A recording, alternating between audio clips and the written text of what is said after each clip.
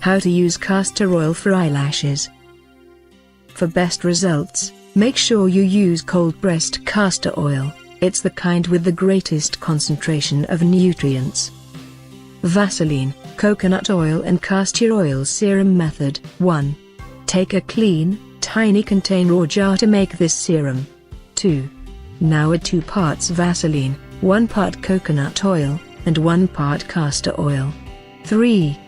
Blend the ingredients together. 4.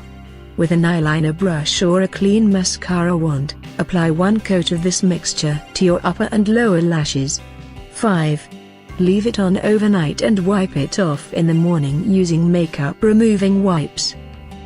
The simple method. 1. Clean your face and make sure you remove any traces of makeup from your eyes. 2.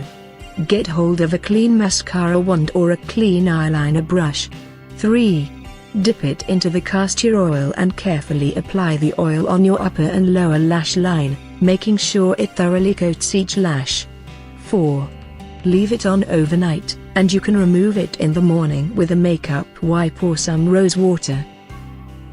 Subscribe to Health Bucket.